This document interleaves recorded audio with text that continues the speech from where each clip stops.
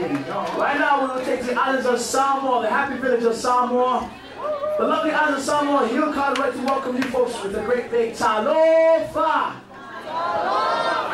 Alright. For their first number they'll be dancing to a song called Yesu Levine Morning, which means Jesus is a true vine. And for the second number that they'll be dancing to is called Angimai, which means the swiftly winds. So sit back, relax, enjoy the islands of Samoa.